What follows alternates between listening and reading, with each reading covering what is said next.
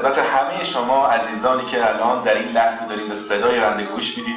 من امرب هستم، مجری برنامه امشب رادیو امرب که این برنامه استثناءً به صورت تصویری پخش میشه.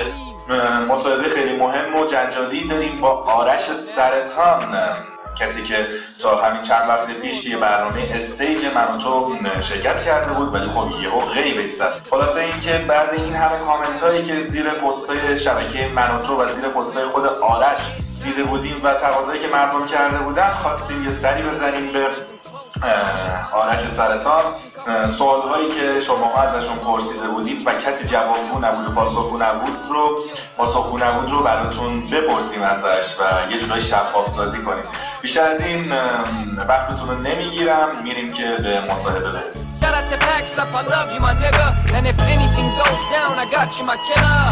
I had to make a decision, I had to roll the dice. So then I left cause I felt there was more to life. I shoot my life up with a 45. Got a plan to make a billion when I'm 35. And it's going so good for me. So do me a favor and say hi to the hood for me. I shoot my life up with a 45. Got a plan to make a billion when I'm 35. And it's going so good for me. So do me a favor and say hi to the hood. رسیدیم به بخش اصلی برنامه، یعنی مصاحبه. خب آرش جان، ممنون که دعوت ما رو پذیرفتی. اگه سلام علیکی چیزی هست با شنونده ها و بیننده ها و طرفدارای خودت در میون بذار. با عرض سلام، آرش سرطانم. خوشحالم که امروز در خدمت شما هستیم. ضمن عرض تسلیت به کل هموطنان و ایرانی‌های عزیز برای اتفاقی که چند روز گذشته افتاده در تهران، من در خدمت شما هستم. ممنون، مرسی. یه بیوگرافی مختصری از خودت بگو تا طرفدارات بیشتر از قبلا باهات آشنا بشن. من ساکن آمریکا هستم، سان فرانسیسکو. حدود 17 ساله که آمریکا زندگی میکنم. 27 سالم، از 10 سالگی وارد آمریکا شدم. متولد گرگان هستم. با رپ هم فقط خیلی مختصر بخوام بگم، با رپ هم تقریبا میشه گفت 14 الی 15 ساله که آشنام و عین این 14 15 سالو کار میکنم. آشنایی واسه قبلشه ولی خب کار کردنم 14 15 ساله که در این وادی هستیم. 4 تا آلبوم دارم، در تلاطم، طنز پرداز، آس پیک ما و The Revolutionary. بیشتر از 30 تا تک آهنگ و 7 میوزیک ویدیو. خب آره، شما با این همه سابقه ای که چند سال در رپ فارسی داری، خب چی شد که رفتی توی برنامه استیج شرکت کردی؟ والا من با رپ انگلیسی آشنا شدم اول، قبل از رپ فارسی. این شاید خیلی از داستانایی که خیلی توی رپاشون تعریف میکنن و من احساس میکنم که ما سالها زندگی کردیم. منظورم از این حرف اینه که من اینو در خودم میدیدم که در کل در موسیقی رپ ایران بتونم انقلابی ایجاد کنم، چون من زیاد البته رپ فارسی گوش نمیدم ولی اون چیزایی هم که گوش میدم فکر میکنم خیلی اخیراً تکراری شده و کارهای تکراری میاد بیرون و من احساس میکردم که یعنی دوست داشتم که یک تغییری ایجاد کنم و دوست داشتم یک همونجوری که گفتم یک انقلابی در این وادی ایجاد کنم. تصمیم گرفتم یه آلبومی بدم که توش شاید یه حرفایی زده بشه که شاید در جامعه ایرانی زیاد صحیح نباشه، هرچندم که خیلی هم طرفدار داره ولی شاید در کل در جامعه صحیح نباشه. ولی وقتی که برنامه استیج ثبت نام شروع شد، من خودم برنامه نداشتم برم ولی خب خیلی با من گفتن که چرا از اینکه این آلبوم بدی چرا نمیری شرکت کنی، حرفتو از اینجا بیشتر آدمای تعداد بیشتری بشنون. من با خودم فکر کردم، به نظرم هم درست اومد و ثبت نام کردم که اینجا شرکت کنم. خیلی ممنون بابت توضیح. خب روز اول که وارد این برنامه شدی، خب چند نفر بودی؟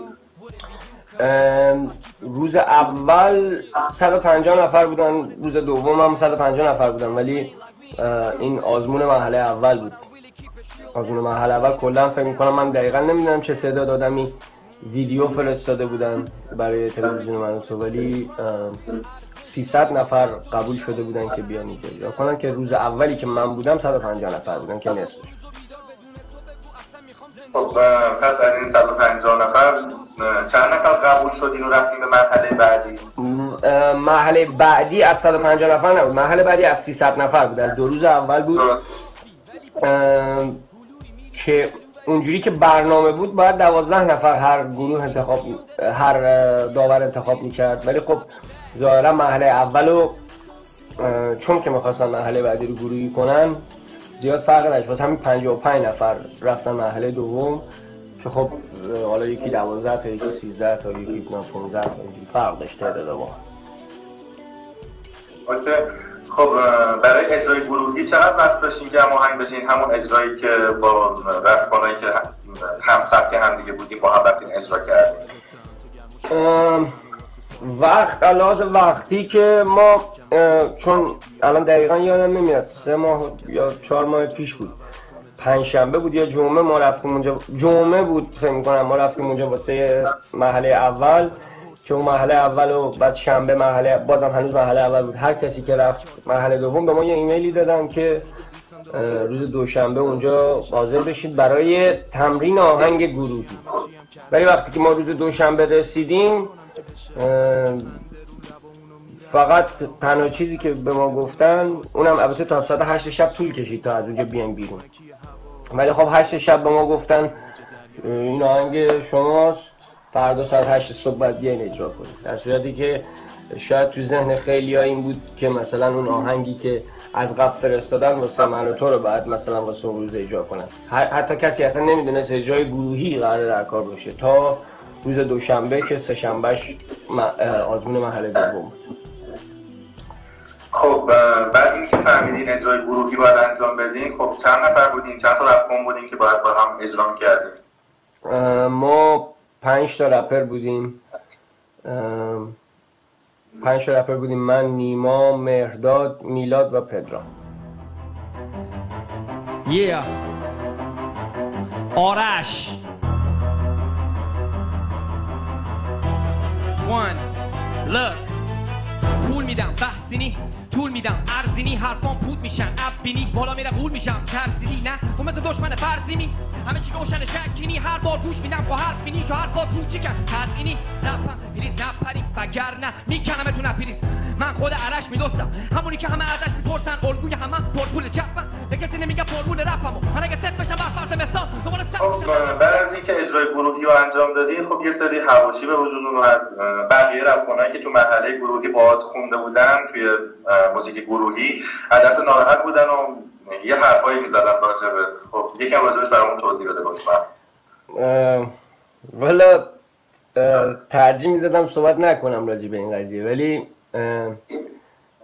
چون فکر میکردم هر کسی که اون ویدیو رو میبینه درک خواهد کرد، ولی شما اگر ویدیو رو هم نگاه بکنید، اولا که خب من یه توضیح مختصر بدم، من 12 ثانیه اول بیت اینترو داشت. درسته. من وقتی که سوال کردم روز قبل سوال کردم آقا کی میخواد نفر اول بخونه، همه گفتن تو بخون. این نبود که مثلا من بگم آقا من اول، خودشون گفتن. اون 12 ثانیه اول آهنگم من بعد اگر آرش نمیگفتم یا چیزی نمیگفتم بعد وای میستادم اونجا. من نفر اول بودم، گفتم آرش، شما میگفتی نیما، شما میگفتی میلاد، شما میگفتی فلان. میدونی؟ دلیلی که شما شعرتو اونجا یادت رفته این نیست که من گفتم آرش، چون من اگه نمیگفتم آرش کسی شعرش یادش نمیرفت یا شعرش یادش میمون. ضمن این که تمام اون کسایی که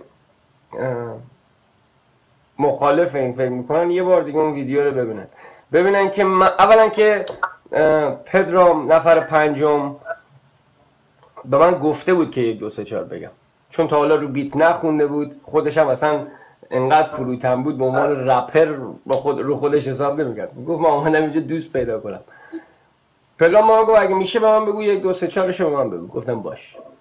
همه اینو میدونستن. وقتی که اومدن، اگر شما اجرا رو نگاه کنی، وقتی که من اومدم اجرامو کردم اومدم عقب، نیما رفت جلو، نفر سوم پرید وسط شعرش. وقتی اون پرید وسط شعرش، اون شعرش یادش رفت. نفر دوم شروع کرد به اشتباه خوندن، برگشت. من نگفتم 1 2 3 4، گفتم گو به نفر بعدی. اونم کی؟ وقتی که شعرش تموم شده بود. نفر سوم که مرداد باشه که هم اشتباه شروع کرده بود، هم رفت وسط. اگر شما نگاه کنین آخر شعرشو تا میشه شعرش یادش رفته بود. نفر چهارم من اگر نگاه همه بکنن، من داشتم نگاهش می‌کردم، نمیدونست بعد کجا شروع کنه. ما واسه نفر چهارم گفتم 1 2 3 4. نفر پنجم که گفته بود به من بگو 1 2 3 4. شما اگر نگاه کنین من باعث از ضرب افتادن کسی نشدم. منم اگر کیو دادم فقط به خاطر اینکه نمیدونستن بعد کجا شروع کنن. که شما اگر آخر اون ویدیو رو هم نگاه کنین، قسمت رپ، حتی دوستان قبول دارن که اشکال از خودشون بود. چرا اگر اشکال من بودم چطور که جلوی خود دوستان، چطور جلوی خود داورا نگفتن که حتی قبول کردن اشکال از خودشون، ولی وقتی اومدیم بیرون مسئله عوض شد. اوکی، خیلی خوب که اینطور. خب فقط اجرای توی ببین بذار اینجوری بگم، فکر کنم اینجوری درست‌تر باشه. توی ژانر رپ فقط خب اجرای شما با پدرام نشون دادن، تو ژانرهای دیگه هم ادیتاش یه جوری بود، مثلا یه سری‌ها رو نشون میدادن، یه سری‌ها رو نشون نمیدادن. چه جوریه؟ خب فکر نمی‌کنی یه خورده از حق فاصله گرفته شده؟ حقی که بایستی برسه به کسی، اونی که حقشه بایستی بره جلوتر. یه خورده برام توضیح میدی راجبش؟ والا ادیت این برنامه، قبلش اول اینو بگم که شما گفتی تو ژانر رپ من و پدرام فقط نشون دادن. خب اولا که خیلی از رپرهای دیگه رو نشون ندادن، اینو که خودتون میدونیم، و شاید اگر توجه میکردن مردم میدیدن که خیلی از آدمایی که اومدن دوم یا مرحله سوم اجرای اونا هم نشون داده نشد. اول از هر چیزی راجع به ادیت این برنامه بگم که خیلی از آدمایی که حقشون بود حتی به مرحله لایف شو برسن، چون که رد شدن، حالا بنا به هر دلیلی، من کار ندارم، بنا به خواست داور بوده یا هرچی، اجراهای اول هر کسی که به نظر خودشون، من مثال بزنم آقای حسام یوسفی، آقای پویا خلیقی، اینا مثال بود، من نمیخوام حتی بیشتر از این اسم ببرم، آقای حمید رضا، نمیخوام بیشتر از این اسم ببرم که خب کلی بشه، ولی اجراهای اول و اینا به نظر خودشون و به نظر خیلیا بهتر از اجرای دیگه‌شون بود. خب شما فکر کن اگر اجرای اول یه نفری که خیلی خوب بوده رو نشون بدن و در مرحله سوم این آقا بیاد مثلا یا این خانم حذف بشه، خب چون که در ذهن مردم یک شکلی گرفته و یک بالاخره چهرهش یا مثلا اجراش نقش بسته، خیلی سخت میشه این آدم رو حذف کرد و خیلی مردم مثلا شاید سوال واسهشون پیش بیاد یا شاکی بشن که آقا این چی شد، اون از اون بهتر بود. اینجوری ادیت ها خیلی خیلی خیلی، یعنی من میتونم بگم که کانال من و تو یک گولی هست در ادیت و ویرایش، جوری که اگر این ادیت ها با پرشایی که در ماهواره ایران و این پارازیتا و این پرشایی که در صحنه ایجاد میشه، اگر اینا با هم قاطی بشن شما نمیفهمی کدومش ادیت بود کدومش پرش بود. منظور که من وقتی واسه اجرای مرحله اول به عنوان مثال، وقتی که وقتی داشتم اجرا میکردم من 3 تا آهنگ خوندم، شاید ما 5 دقیقه داشتیم راجع به این صحبت میکردیم که چرا اسمت آرش سرطانه. آیا شما میتونی مثلا اگر ما بیاریم مراحل بعدی سرطان رو حذف کنی از قضیه و مثلا چون این برنامه خانوادگی شعرات خانوادگی میگردیم، من با کمال میل قبول کردم. شما حتی اگر دلیلی که بنده در مرحله دوم و مرحله سوم گفتم آرش، اصلا دلیلی که گفتم آرش به خاطر این بود که قرار بوده سرطان رو حذف کنم، چون اگر نمیکردم من میگفتم سرطان. این چی میگم؟ آقای روحانی مثلا به عنوان مثال میگم، وقتی من گفتم من از این با این استعدادی که از شما سراغ دارم حاضرم ریشک رو بذارم شما تا فینال بری، یا آقای سعیدی میگفت به حرف اینا گوش نده فقط من انتخاب کنم، من میدونم با شما میتونم خیلی کار خوبی انجام بدم و خیلی کار موفقی بسازیم، یا مثلا وقتی آقای نیکی من میگم با تار برات بزنم مثلا اون بر نشون میده من دارم میخندم در صورتی که اصلا نخندیدم، یا مثلا وقتی آقای آذر میگه شما فحاشی میکنی، من اصلا جوابی که با آقای آذر دادم خوبی و بدیش واسه من مهم نیست، اصلا این نبوده. اصلا جواب من این نبود. جواب من این حالا لازم منه. خیلی از چیزایی که باید پخش میشده نشده و ادیتش هم مشکل داره. حالا این راجع من ضمن اینکه تمام آدم‌ها این اتفاق واسهشون افتاده. من به شما آخه یه جوری نشون داده میشه که خیلی از مردم فکر میکنن مثلا آقای روحانی آقای نیک‌پی از لج آقای مثلا آذر من انتخاب میکنن، در صورتی که من اصلا به خیر و نخیر اون شاید 5 ثانیه آخر اجرای من بود. خیلی از آدما رو نشون ندادن و خیلی ها رو جوری نشون دادن که مثلا یک چهره بدی از اون شخص در ذهن مردم ساخته بشه. این قسمت ادیتشه. وگرنه آیا مردم ایران میدونن آقای شهریاری که پارسال بود اجرا کرده بود 2 مرتبه اینجا؟ آیا کسی اینو میدونه؟ کسی میدونه خانم شقایق که محل لایو رفته بود دوباره اونجا حضور داشت و اومد اجرا هم کرد محل اول؟ آیا کسی اینو میدونه؟ خب چرا یک نفری که گیتار زدنش یادش میره اونم نفر اول 7 دقیقه نشونش میدین که نتونه جلوی دوست و فامیل آشنا سرشو بالا کنه؟ چرا اون آقایی که آهنگ ابی رو میخونه بعد اجرا میکنه رو اینقدر رو این آدم زوم میکنین که این آقا اصلا یعنی بشه مضحکه همه؟ اینا گوشه ای از این مسئله میدونیم؟ خیلی ها هستن که حالا توی کامنت ها میگن، حالا جاهای مختلف تو فضای مجازی میگن که این برنامه از پیش تعیین شده است و برندش هم حتی میگن از قبل تعیین شده و کلا کسایی که مرحله ها رو رد میکنن و میگن از پیش تعیین شده است و دستای پشت پرده وجود داره و اینا. خب خود در نظر خود واقعا همچین چیزی هست یا نه؟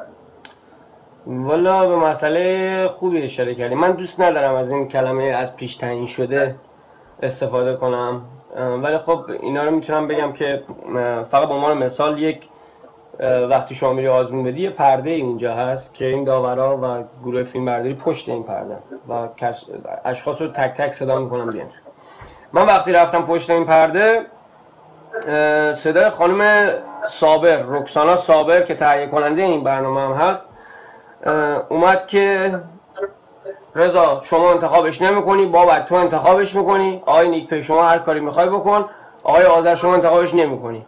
بعد صدای آقای روحانی اومد که الان یعنی اگر این اومد تو خوب رپ کرد من بگم به من نمیخوره، یعنی من انتخابت نمی‌کنم؟ گفت آره بگو اصلا سبک کاری من مثل تو نیست.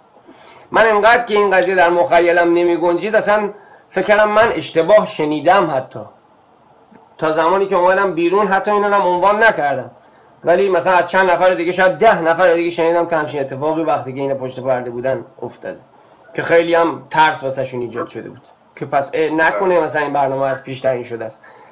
ولی خب متاسفانه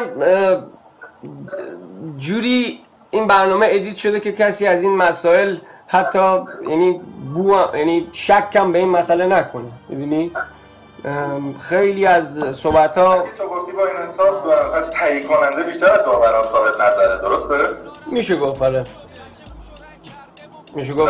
میشه گفت خیلی از تصمیم‌ها رو تهیه گروه و میشه گفت همون خانم رکسانا صابر میگیرن تا خود داور. بعد اینکه مرحله سوم چند روز بعد از مرحله دوم بود؟ مرحله سوم فردای مرحله دوم، یعنی مرحله دوم سه شنبه برگزار شد، مرحله سوم چهارشنبه. خب پس با اینکه رفتین به مرحله سوم، خب مگه شما بکینگ ترک نفرستاده بودین؟ چرا نداشتین؟ چرا پس با این حساب دو تا اجرا می‌کردین، چرا با هم دیگه یه اجرا انجام دادین؟ والا سه شنبه که مرحله دوم بود من تا وقتی انتخاب شدیم ساعت 8 شب بود و حتی ما وقتی انتخاب شدیم به فکر این که فردا هر کسی میاد مثلا اون بکینگ ترک خودش اجرا میکنه، من مال خودم اجرا میکنم. ما حتی یه تاکسی هم گرفته بودیم من نیکیتا که مثلا بریم از اون منطقه تا چون این کار ما واسه اون شب تموم شده بود. شاید بهت بگم مثلا دقیقه 90 ما رو از بیرون صدا کردن، من نیکیتا برگشتیم تو، آقای سعیدی ما گفت که من بکینگ ترک ها رو نشنیدم هنوز ولی میدونم مال شما خیلی هیپ هاپیه، مال ایشون خوانندگی یا مثلا هیپ هاپی نیست، شما میتونی روی این بیت مچی؟ گفتم من هنوز نشنیدم حتی والا. گفت پس شما برو گوش بده فردا رو بکینگ ترک نیکیتا بیان بخونید. حالا شما فکر کن من مثلا از چند ماه قبل آماده کردم میدونم چی کار میخوام بکنم، ولی باز و من دقیقه آخر گفتن که آقا شما مثلا باید رو اون بخونید. واسه همین من مجبور شدم اون مثلا شهر من رو که به بیت این میخورد گل سنگم رو به شهر من ربط بدیم و بیایم مرحله سوم با هم اجرا کنیم. شما مثلا فکر کن من نیکیتا واقعا وقتی که از اونجا رفتیم نیم ساعت با هم بودیم. حتی توی تاکسی من به اون گفتم اگه سیم آگزیلری داری دادی همون تاکسی شنیدم کارو. گفتم اینجوری گفتم فقط بهش گفتم تو یه شهر من داد بزن بگو گفت این شهر من. گفتم اوکی شما برو هتلت بقیه‌اش با من. گفت فلان تمرین. گفتم کاریت نباشه فردا بیا.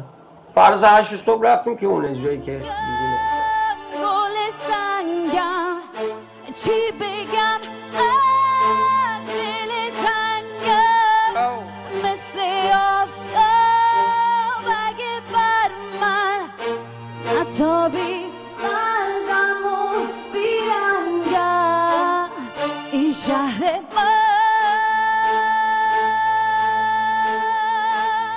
این شهر من. Hey, آرش are you ready? Look Hey, hey, hey. شهر من بوده رازدار مردمش که خاطرات تک تکشونو جای داده در خودش. خیابونا پر از خاطرات فوق‌العاده از هر کسی که دیگه مونده جای پاش توی شهر. کوچه هاش میده بوی بچگیمو هر کی اهل اینجاست میدونه قدر اینو. مثل کف دستم خیابونا رو میشناسم توشون که پا میذارم میان اونا به پیشوازم و هر جا را میرم آشنا صحنه ها اون میذاره و خاطرات سهم ماست.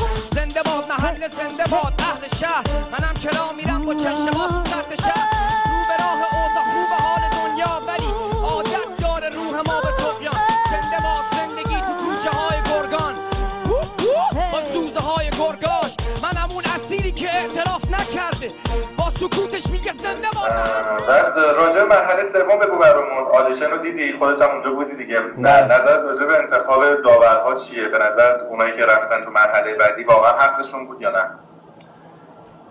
این سوال یه خورده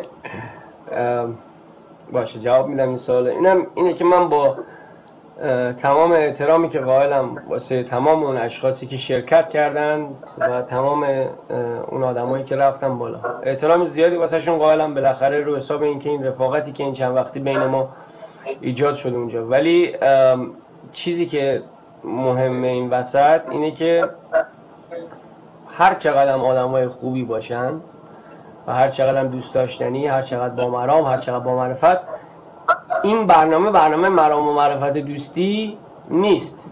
این دوستان به نظر من 90% این دوستان هنوز باید خیلی سال تمرین کنن تا اینکه بتونن بیان یه چیزی رو ارائه بدن. یعنی شما من فکر میکنم که اون آرتیستی که تو این یا اون خواننده یا اون رپر یا هر کسی که تو این برنامه شرکت میکنه باید از قبل از خودش یه کارایی کرده باشه. اینکه شما همیشه آهنگ ابی رو بخونی، همیشه آهنگ گوگوشو بخونی، خب این به نظر من اصلا نمیخوام بگم ارزشی نداره ولی خب کاری هم نکردی. میدونی واسه همین خیلی از آدمایی که اونجا بودن مثل آقای یوسفی، مثل آقای خلیقی، مثل آقای سامنی، مثل چند تا از خانمای دیگه‌ای که اونجا بودن، واقعا حق اینا بود که به اینا یه شانس داده بشه که حداقل بیان جلوی مردم و مردم اینا رو اگر قبول ندارن رد کنن.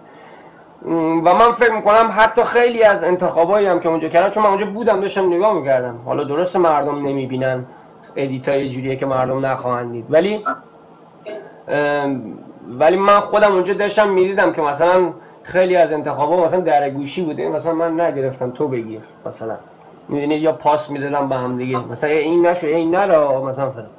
ولی خب خیلی از آدما واقعا خیلی از آدمایی که اونجا بودن خودشون هم میدونن که در اون حد نیستن که بعد الان تو این لایف شو باشن، خودشون هم میدونن. اسمشون رو نمیبری؟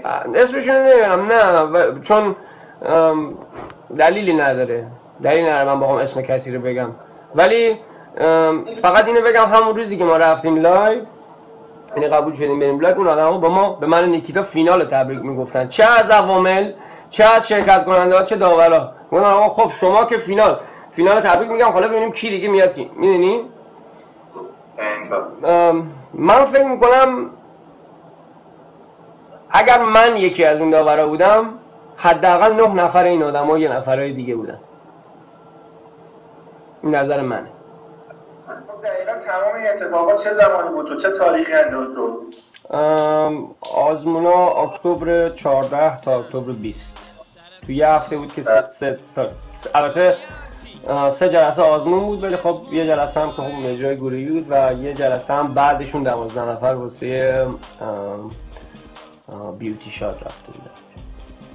خب پس با این حساب از روزی که رفتی تا روزی که رسیدی به لایو شو میشه 2-3 ماه. آره خب تو این 2-3 ماه چیکار می‌کردی با نیکیتا و بابک سعیدی؟ اصلا در تماس بودی یا نه؟ والا آره با بابک و نیکیتا در تماس بودم. با نیکیتا البته بیشتر به خاطر اینکه خب نیکیتا چون از اونجایی که فارسیش خورده ضعیف‌تره، من سعی داشتم خیلی از آهنگایی که خب مد نظر خودمه و مثلا میتونستم تقریبا رپمو بهش ربط بدم یا تو اون حال و هوا باشه روش مثلا بهش اسم آهنگ میدادم، باش کار میکردم.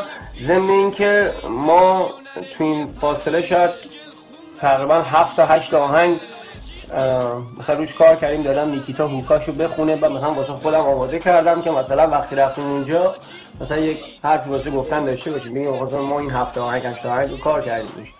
که سوغاتی هایده ایده خود آقای سعیدی بود که البته حالا من اون ورژنی که آقای سعیدی رم زدن رو قسمتیش پخش میکنم، ولی فقط مثلا سوغاتی هایده وقتی مثلا اولین ایده‌ای بود که ما دادن که مثلا من نیکیتا اومدیم و مثلا راجب این آهنگ البته ما نظرهای خودمون رو داشتیم، مثلا نیکیتا دوست داشت ملودیش عوض کنه، من دوست داشتم راجب مثلا یه سبکی بخونم که خب اینا مخالفت کردن و گفتن نه اون مدلی که ما میگیم بعد مثلا اجرا بشه.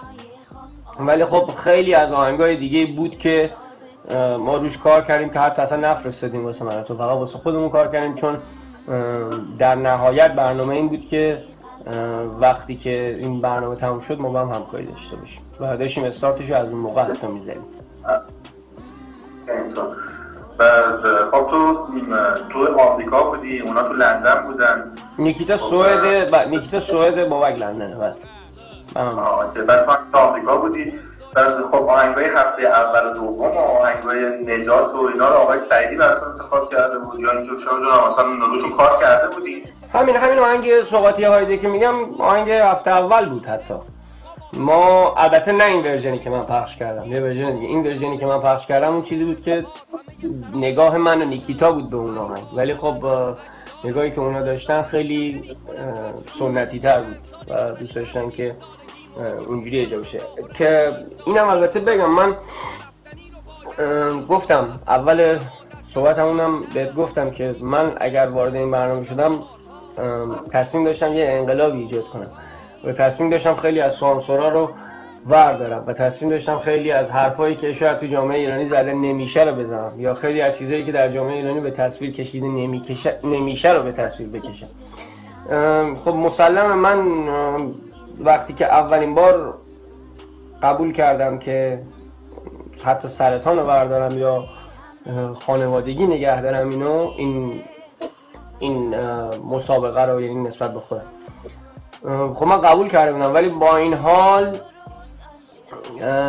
دلم نبود. یعنی وقتی که اون آهنگ رو میفرستن، یعنی نه تنها من، حتی نیکیتا هم خوشحال نبود از این قضیه. یعنی نیکیتا هم واقعا خوشحال نبود که مثلا مجبور روی آهنگایی کار کنه که اصلا سبک خودش نیست یا مثلا دوست نداره اونجوری کار کنه یا خیلی چیزای دیگه. ببخشید این پرده‌ام نورم میزنه. آره. ولی خودش هم خوشحال نبود. واسه همین حتی اینم فقط یک اشاره‌ای فقط بکنم، لباس پوشیدن. یک استایلیستی اونجا هست به اسم آقای جویی که استایلیست ایکس فاکتوره. من اونجایی که بودم درسته قبول دارم خیلی مخالفت کردم، ولی مخالفتایی که کردم به دلیل بوده. شما فکر کن من سایز کمرم 30 به من شلوار سایز 36 دادن با پوتین، با کاپشن خلبانی، با تیشرت صورتی تا زانو. یعنی من خودم جلو آینه وایساده بودم، خود عوامل خندشون گرفته بود. چرا رو چه حسابی همچین کاری می‌کنی؟ بعد من نمیدونم، به من هرچی هم من بهش میگم آقا من مثلا این اصلا یعنی چی این اسم، میگم من با بیانسه کار کردم. گفتم آقا شما با پدر بیانسه هم که کار کرده باشی این تیشرت صورتی که تن من قشنگ نمیشه یا این کاپشن خلبانی اینجوری. حالا من یه عکس دارم، اون عکس رو نشون میدم که من تازه بعد از این که این همه مثلا مخالفت کردم باز یه کاپشن پوتین تن ما کردن، یعنی مثلا باز مثلا حرف خودشون چیز کردن، ما هم گفتیم باشه اوکی مهم نیست. ولی اون چیزی که من مثلا میخواستم اصلا نبود، یا حتی آهنگ هفته اول یا مثلا آهنگ نجات. آهنگ اندی من با تمام احترامی که با آقای اندی قائلم با ایشون کارم کردم، صدا برداری کنسرت ایشونو کردم با تمام احترامی که دارم، ولی کسی آهنگ اورجینال اگه عشق همینه اگه زندگی اینه رو 20 سال گوش نمیده. چطور توقع داریم من بیام روی این آهنگ رپ کنم؟ چطور توقع دارین که مثلا خانم نیکیتایی که مثلا اصلا سبکش اصلا به اون سمتی نمیره و اومده خودی نشون بده، شما چطور از این خانم توقع دارین که آهنگ سوغاتی هایده رو بیاد مثلا اونم با همون ملودی بخونه؟ خب خیلی چیزایی بود که ما واقعا باش اصلا مخالف بودیم، ولی در نهایت اون کاری که ما گفتن ما انجام دادیم. یعنی اون چیزی نبوده که مثلا اینا به ما بگن آقا مثلا فلان کارو کن، درسته ما مخالفت کردیم ولی باز تهش انجام دادیم. خب خیلی مخالفت ها فقط می‌خواستم بگم بود. پس شما کی فهمیدی که دیگه توی لایو شو نیستی یا اصلا دیگه کلا توی شو نیستی؟ از چه طریقی متوجه این موضوع شدی؟ والا به بدترین شکل ممکن. من ساعت دسامبر 15 بود. دسامبر 15 بود، من ساعت 3 صبح خواب بودم. بعد اینا حتی به من اول زنگ نزد، به نیکیتا زنگ زدن و به نیکیتا گفتن که اینجوریه و شما از این بعد قراره تنها بخونی، آرش نیست و ادامه برنامه تنهاست. بعد که خب نیکیتا با من ساعت مثلا 7 صبح زنگ زد، به من اطلاع داد که من زنگ زدم با آقای سعیدی که ایشون هم اظهار بی اطلاعی کردن البته، ولی گفتن که مثلا با خانم رکسانا صابر تهیه کننده میگن که من زنگ زدم، که من زنگ زدن رکسانا صابر. و جالب اینجاست که به من گفتن که خب نه دیگه شما نیستی. من گفتم چرا؟ گفتن نه ما فقط میتونیم بگیم نیستی. یعنی شاید مثلا من 10 دفعه سوال کردم خب آقا چرا مثلا؟ خب آقا مثلا منی که از برنامه از فیلترینگ آزمونا گذشتم و مثلا این 3 مرحله رو رد کردم، خب چرا مثلا وقتی من لایوم چرا مثلا باید بیاین الان با هم بگین؟ بعد تازه الان میگین نه اوکی چه دلیلی؟ بیا حداقل دلیل به من بدین. دلیلاش هم نمیتونه فحاشی باشه، نمیتونه 1000 تا چیز دیگه ای که الان مردم دارن میگن باشه. به خاطر اینکه اگر فحاشی بود خب اینا مرحله اول آپشن اینو داشتن که منو رد کنن. مگه من از مرحله اول نمیدونستم من تو آهنگم فحاشی دارم؟ ضمن اینکه آقای آذر حقی ندارن که بنده رو روی آهنگای 10 سال پیشم قضاوت کنن و ایشون اونجا گذاشتن که به اون اجرایی که من الان دارم اونجا میکنم من قضاوت کنم. با این حال میدونستن فحاشی وجود داره در آهنگای قدیم من، میدونستن من آرش سرطانم، میدونستن من شاید مثلا اومدم که اینجا یه سری حرفایی بزنم که مثلا نه اینکه بد باشه یا اینکه مثلا زشت باشه مثلا به درد خانواده نخوره، ولی مثلا مشکلات جامعه، خیلی از مشکلاتی که میشه پوینت اوت کرد و شاید خیلی ها نمیخوان راجع بهش صحبت کنن ولی من میخواستم صحبت کنم. خیلی از این مسائل رو که اگر الان ملت به عنوان دلیل آقا فحاشی کردی، آقا تجاوز کردی، فلان کردی، اولا که تجاوز آقا من نمیدونم اینایی که میگن تجاوز فکر یکم بکنید. شما فکر میکنید تو اروپا اگه یکی به یکی تجاوز کنه اون کل اون برنامه رو نمیبندن؟ من واقعا مثلا بعد من الان مثلا راست راه میرم اگه به یکی تجاوز کرده باشم، بعد شما فکر نمیکنید که مثلا بعد از یه همچین برنامه‌ای اصلا نیازی هست که من با کسی که همکارمه یا مثلا هم گروهمه یا اومدیم با هم مثلا یه هدفی داریم مثلا برم تجاوز کنم بهش؟ خب مگه باشه شما باید تجاوز بکنی؟ نه اصلا کامنت ها رو میذارن دیگه. اصلا کلا تجاوز یکی از مسائل، یعنی آهنگ فلان خوانده میدونی اصلا فکر آقا خیلی جالبه به من پی ام میدم مثلا میگه آقا راسته تجاوز کردی؟ آقا شما یکم فکر نمی‌کنین که مثلا یعنی چی مثلا راسته؟ نه دروغه. چی بگم جامعه ببین منظور من از زدن این حرفا چیز دیگه اصلا کاری ندارم که مردم چون از این به بعدش هم هر جوری دوست دارن میتونن راجع من فکر کنم. من این مصاحبه رو اگر کردم به خدا نمیخواستم بکنم، ولی چون میبینم که آقا ببین دودیان که این فکر رو میکنن، حالا محدود و غیر محدودش کنم، چون همین تعداد محدود میتونن روی همونایی هم که اینجوری فکر نمیکنن رو نظر اونا هم تاثیر بذارن. واسه همین من اگر الانم صحبتی دارم میکنم به خاطر این فقط میخوام بگم که خیلی از دلایلی که الان دارن صحبتش میکنن قبلش تمام عوامل میدونستن و مثلا این نیست که مثلا نمیدونستن حالا تازه مثلا بعد از 2 ماهی که گذشته از این ماجرا حالا 10 روز آخر بیان زنگ بزنن ببخشید شما مثلا فحاشی فلان.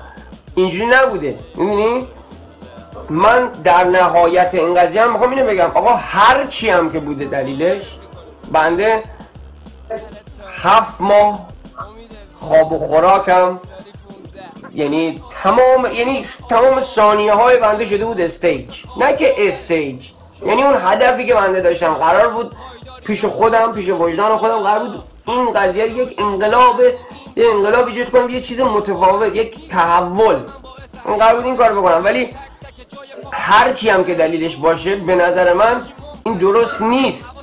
این درست نیست که مثلا شما بعد از 2 ماهی که مثلا من از کارم استفاده دادم 10 روز آخر که مثلا می‌خواستم برم داشتیم میرفتیم لندن دیگه، بعد یه دفعه من زنگ زدن گفتن اینجوری خب ما این همه هزینه کردیم، این همه مثلا وقت گذاشتیم، شما شاید 6000 بار تلفنی آقا اونجاش اینجوری کن، آقا اونجاش اینجوری کن، آقا اونجا آهنگ اینجوری کن، اوکی بفرمایید، آقا من راضی نیستم ولی اوکی بفرمایید، خانم فلان خانم حالا اسمش نمیبرم چون خیلی خانم محترمی هم هستن ایشون، خانم کریمی اسمش هم نمیگم، تو تیم پروداکشن تیم هستن.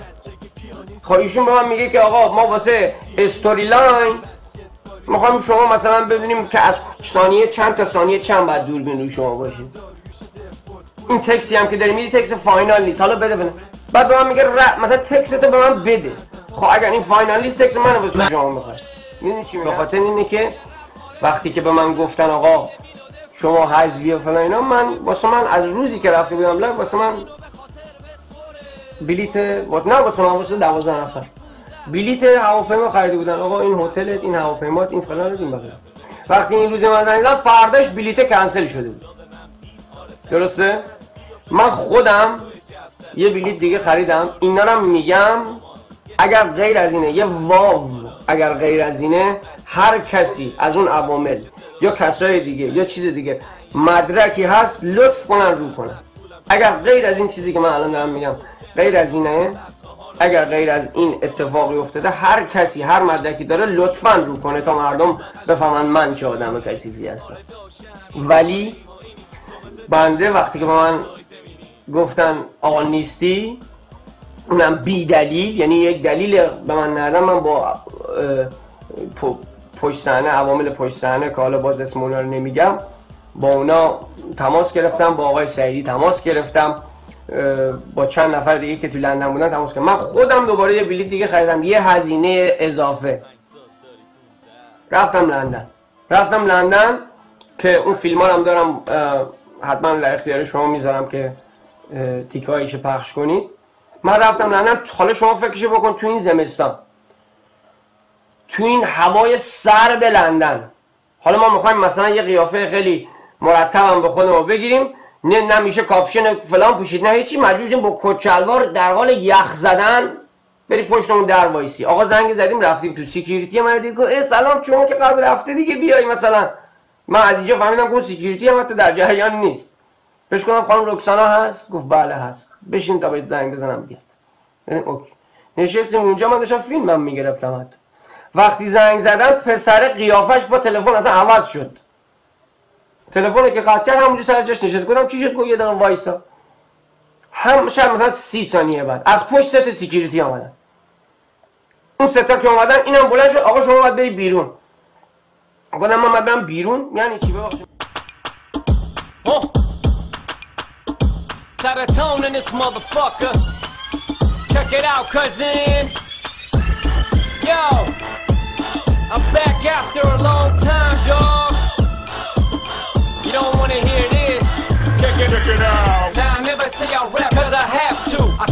shoot a cop if I have to. I got one gun, I'm going kinda crazy with it. You don't wanna know what would've happened if I had two. And I'm talking Bay, I ain't talking Valley. Don't super diddy dumb rally in the alley. Bay Life, West Coast, California. I got a Mac and I would've put the holes in ya. گفتم سیکیوریتی اومد از اون پشت، گفتم آقا شما باید بریم بیرون. گفتم آقا برم بیرون یعنی چی؟ من از اون ور دنیا اومدم، یعنی معذرت میخوام ما این همه تماسی که گرفتیم که مثلا آقا گفتم یا این همه نامه‌نگاری که کردیم گفتیم آقا مثلا ما بیایم مثلا صحبت کنیم حضوری، یعنی الان کسی واقعا نمیخواد جواب منو بده. بعد تازه مثلا هیچ دلیلی هم کسی به من نگفته. گفت آقا ما نمیدونیم شما باید بیرون مثلا. گفتم آقا کسی از این بیلدینگ غیب که نمیشه که، همه بعد از این بیلدینگ بیام بیرون، بالاخره یه دونه از این آدما رو من میبینم این بیرون. من وقتی اومدم بیرون من تو دو تا در داره، اومدم برم اون در من تو. خانم سالومه هم خیلی اتفاقی داشت از اون ور میومد. خانم سالومه خوردیم من و خانم سالومه خوردیم به پست هم دیگه. حالا ساختمون من و تو رو بیلدینگش پر دوربینه، دوربیناش دو تا از اصلیاش یعنی دقیقاً جلوی همون دو تا دوربین اصلی خوردیم به پستم، که حتی خوردیم به پستم اون تعجب کرد ای شما اینجا چیکار میکنی؟ گفتم والا من از اون ور دنیا آمدم یه جواب بگیرم، یا جواب مثبت بگیرم که برگردم تو. چرا؟ به این دلیل که نه حق منه، نه اینکه شما بعد از 2 ماه الان دارین به من میگین نه، یا اونم به هیچ دلیلی اصلا، یعنی اصلا امکان نداره من همچین چیزی رو بتونم بپذیرم. بعد گفت من هیچ کارم، کاری از دست من بر نمیاد فلان. گفتم خانم شما هیچ کاره ای اوکی، ولی هیچ کسی هم از اون تلویزیون کسی نمیخواد بیاد با من صحبت کنه. گفتم بهش گفتم چطور که تو برنامه‌تون نشون میدین برخورد زشت شهرداری با زن لبو فروش وقتی لباشو میریزه تو جوب، چطور که اون آقای آرش توی ایران اعتصاب غذا میکنه مردم میان اعتراض میکنن، شما اون زیر می‌نویسین اعتراض مردم و نشنیدن مسئولین بی غیرت. گفتم شما با اون مسئولین بی غیرت و من با اون آرشی که اعتصاب غذا کرده چه فرقی داریم؟ من با اون چه فرقی دارم؟ شما با مسئولین بی غیرت چه فرقی داریم؟ گفتم شما با شهرداری تهران و من با زن لبو فروش چه فرقی داریم؟ تنها جوابی که این خانم به من داد فکر می‌کنین چیه؟ و من گفت جلو دوربین دارین این حرفا رو میزنین، مطمئنم الان مشکل ساز میشه، سکیوریتی ها میان میریزن بیرون. شاید 10 ثانیه طول نکشید یه ماشین از اون ور فلان اینا اومد اون بغل پارک کرد، سکیوریتی اومد کله سالومه رو گرفت بردنش، انگار مثلا رئیس جمهور مثلا یه جا رو دارم میبرن. ولی من اگه امروز دارم این صحبت رو میکنم میخوام بگم من هدفم این نبوده که تو اون برنامه نباشم، یا اگرم باشم خانوادگی نگه ندارم یا چیزی، اصلا این صحبت ها نبوده. هر دلیلی هم که داشته میشده که من قبل از اینکه به لایو برسم مثل خیلی های دیگه ای که سر به نیست کردن و خداحافظی کردن با اون آدم ها، مثل خیلی از اونهای دیگه من هم همین کارو با من بکنم. چرا نکردم؟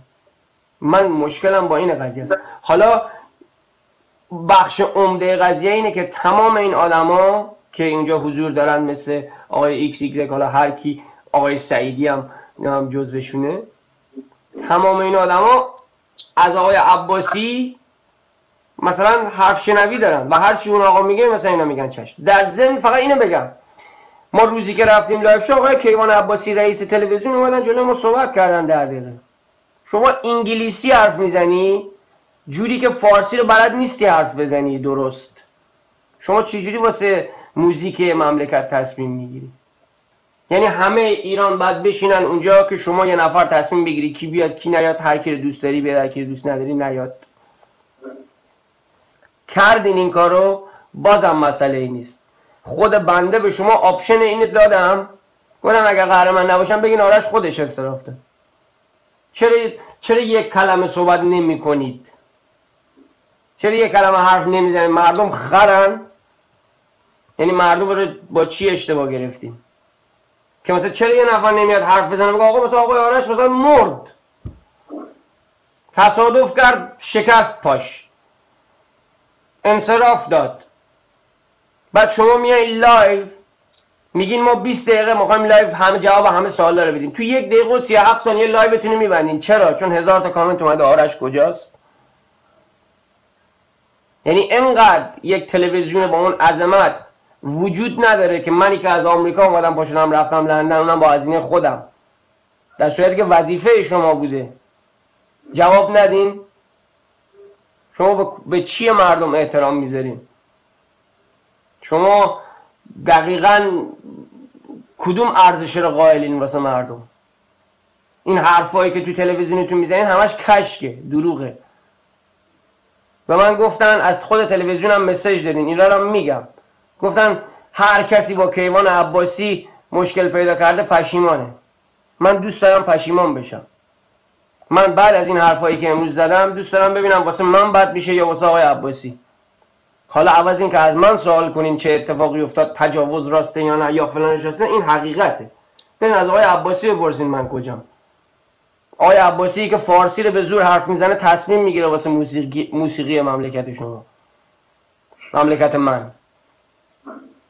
میدونی من اگرم امروز حرفی میزنم به خاطر اینکه شاید من به خود آقای سعیدی هم گفتم نه من نمیگم، ولی امروز میبینم که شما هم وقتی چیزی نمیگین من مسئولم جواب بدم. من بی وجود نیستم مثل شما. من وجود داشتم که اومدم لندن. من جرأت داشتم که اومدم لندن، تنهایی تو اون سرما، تو اون جایی که اصلا نمیدونم کی به کی هست. من اومدم ولی وجود نکردیم بیاین بیرون منو ببینیم. اگر غیر از اینه، غیر از این حرفایی که میزنم، مدرک بیارین ثابت کنین، بگین آقا اینجوری بوده، این آقا اومده اینجوری کرده. ولی هر مدرکی هم که داشته باشین بازم نمیارزه. به خاطر اینکه من بعد اگر قرار بر اون دلایلی که شما قراره بگین که من نمیدونم چیه، قبلش من میتونستم حذف بشم، نه امروز.